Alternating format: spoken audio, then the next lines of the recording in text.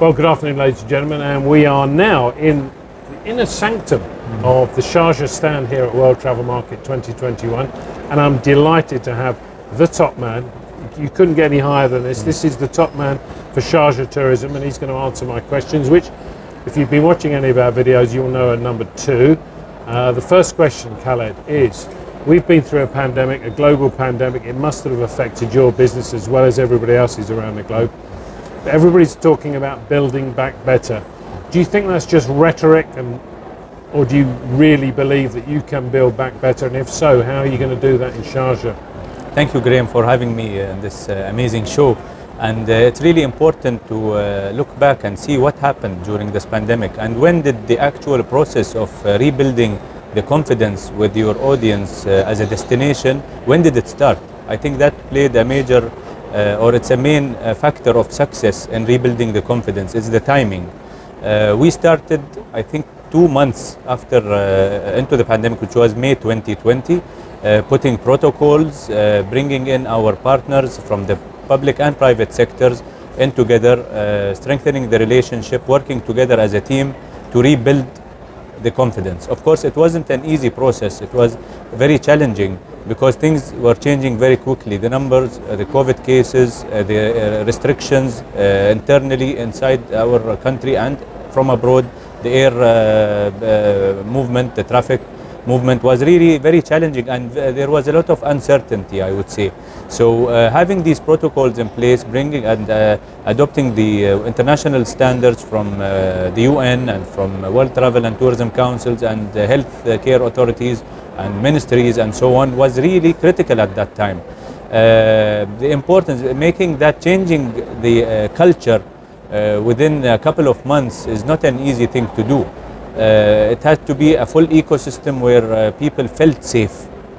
So the first step was to rebuild the confidence internally within the country, and the second phase was to go into markets, potential markets that were open, accessible in terms of flights and so on.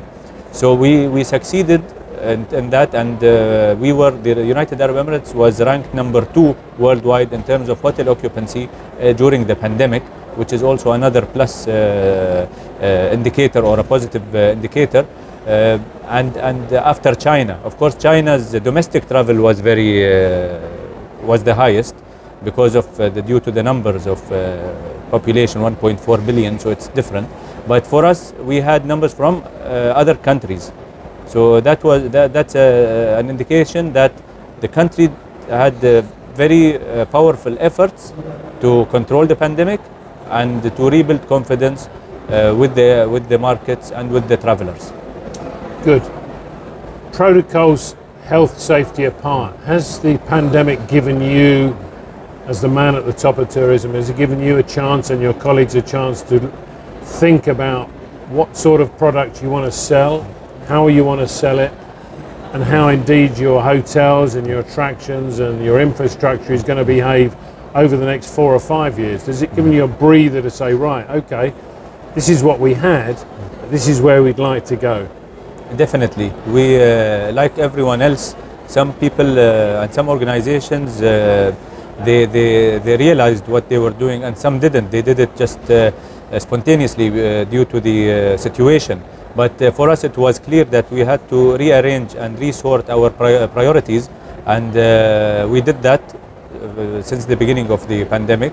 And the good news is that we did not stop investing in projects during the pandemic, because we saw we were very optimistic, and we are still very optimistic, and we believe that this pandemic will end. And even though there are still some cases around the world, but people, the vaccines and the herd immunity that they were talking about, scientists and doctors. So I think we reached that stage, and we had to be ready for the next phase, which is now, and the 2022, 2023, and our products have been also really good for us during especially like resorts. People now prefer resorts, remote areas, different experiences than what they used to. It's less business, it's more leisure, it's staying longer with families. I think it was very healthy to have such an experience during for us as a tourism industry, because it's always important to be prepared for anything. And it's interesting to see how well countries are prepared, because many countries claim that they are prepared, but then when it comes to this, it's different. It was very, very hard, and we can't forget that also many people lost their lives. It wasn't easy for many people around the world. So being prepared, being ready, being dynamic, I say, is very important. I would say being dynamic and quick and agile in responding to the changes is very important. I think the next 2 to 3 years, we still have to be very dynamic, flexible. We have to be ready and prepared for changes, because there is still some level of uncertainty. But at the same time, there are many good indicators that are promising and that show us the light at the end of the tunnel or the road. One of the things that Sharjah did, I know from an early stage, was to put a great deal of effort, investment and faith in keeping close to an Arabic culture, to make sure that you maintained original buildings, original food, all of those types of things. Do you think going forward, post-pandemic, that investment you made at an early stage will actually start to reap even more rewards, because you differentiate yourself from some of your competitors around, in your region? Yes. Other Emiratis, you're going to be different. Yes, we've always been different, and this is interesting. If you look at the whole country, 7 Emirates are 7 destinations. Each emirate offers something different, and Sharjah's product is unique, and this is what makes it really interesting for travelers, because today, looking at one destination, one city is not enough.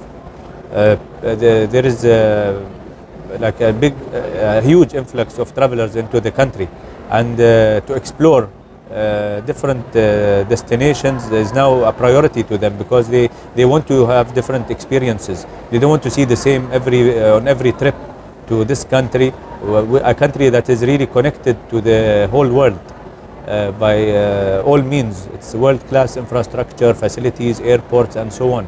So I think it's very important to realize that, and we realized that along with our partners and neighbors, and we capitalized on that. And what we are offering in Sharjah is a real, I would say, an authentic Arabian experience. Our identity is embedded within our brand, within our products, within our city, within the architecture. And it's very interesting to see that, because we create memories.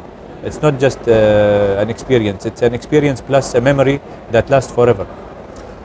Last question. One of the things emerging out of climate change from tourism and travel generally is that more and more people should adopt the policy of flying less but staying longer. Is that something that you as a tourism authority would support?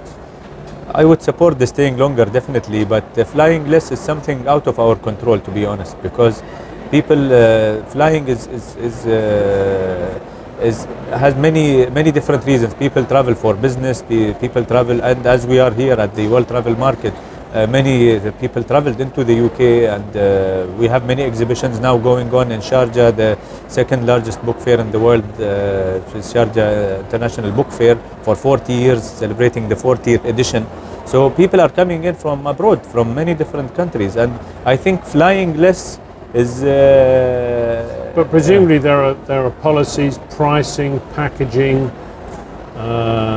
even marketing and advertising that you could do to encourage. So if I'm coming to the book fair, you make it very attractive for me to stay an extra week or an extra 10 days. Yes, so I support the staying longer and flying more and staying longer. Yeah. Okay, yeah. I'm not sure that'll go down well at COP26, but we'll see. That's my personal opinion. Good man, good man. Thank you very much. Thank you.